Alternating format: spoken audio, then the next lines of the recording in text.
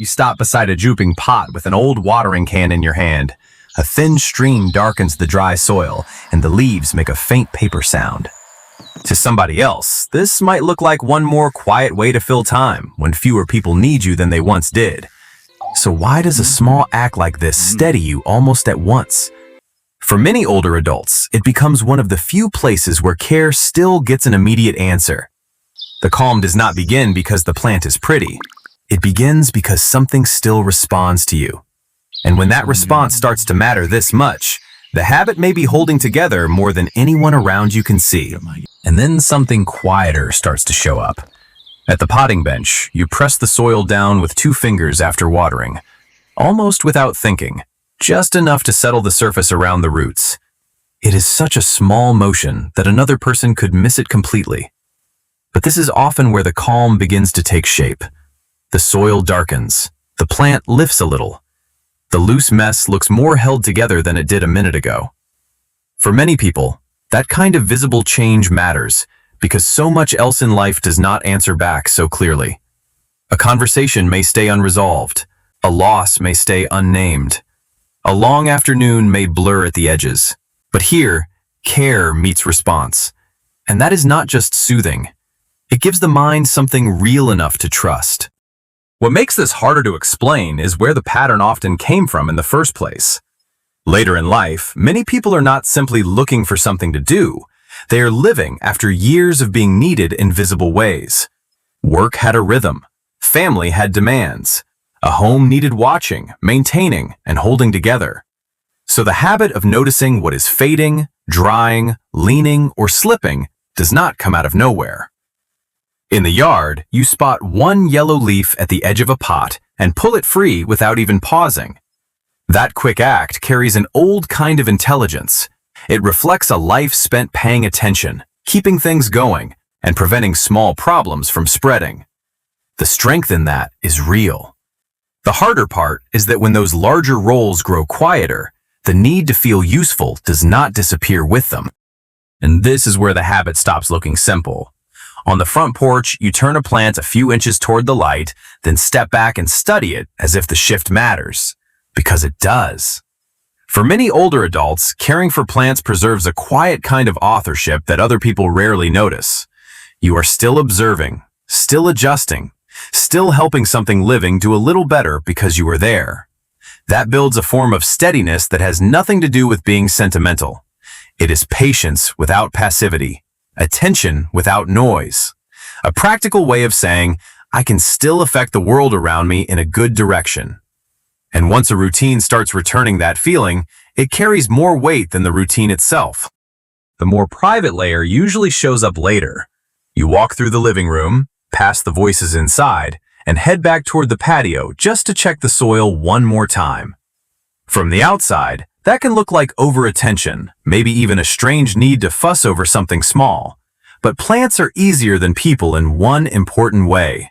They do not interrupt you before you understand your own mood. They do not ask you to explain what feels off. They do not turn your unease into one more conversation you have to manage. So yes, the calm is real. But sometimes the habit is also covering a harder truth. A wilted leaf feels simpler than disappointment. Dry soil feels simpler than emptiness. And when a person keeps returning to that kind of manageable care, it may be because the rest of what they feel has no edges yet. And this is where people often read it wrong.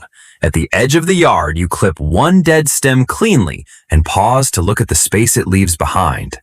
Somebody younger may call that a small obsession. A family member may decide you would rather be with plants than with people, but that is not usually the truth of it. What they see is repetition. What you feel is proportion. In this small world, effort still makes sense. Attention still helps. Care still produces a result that does not argue with you or dismiss you. That is why the habit can feel so personal. It is not about escaping life. It is about returning for a few minutes to a place where your presence still improves something in a way you can actually see. The deeper truth is often harder to admit because it sounds too simple at first. You lift the old watering can and pour slowly around the base of the plant, making one careful circle, then another. What calms many people is not only the plant itself, it is the fact that care still has somewhere to go. After retirement, after loss, after family roles change shape, the pain is not always dramatic. Sometimes it is quieter than that. Sometimes it is the feeling that the part of you that knows how to tend, maintain, and keep something alive no longer has a clear place to land. The plant receives that part without wasting it. So yes, you are watering something living. And yes, you may also be protecting the feeling that you can still help life continue.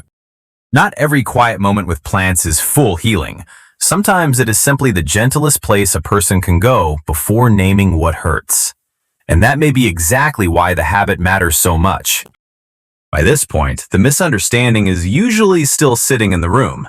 They see a person tending plants again. What is actually happening is far more private than that. A person is trying to keep something inside from becoming too scattered, too flat, too uncertain. That is why these moments can feel almost protective. You wipe the rim of the pot, pick up one fallen leaf, and sit down a little lighter than you were a few minutes ago. Not because every feeling is solved, not because the day has suddenly changed, but because one small act of care has made your inner world more livable again. Some people do not need this habit explained. They only need it not to be dismissed. Some people care for plants because it is one of the few forms of care that still calms them back. So the image from the beginning changes by the end. The old watering can is still in your hand. The same drooping pot is still there in the quiet part of the yard. But it no longer looks like a small pastime or a soft little ritual for passing the hour. It looks like evidence.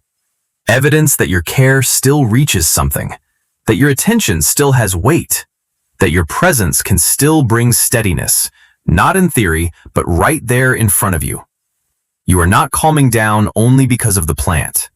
You are calming down because, in that moment, you can still recognize yourself as someone who helps life hold together.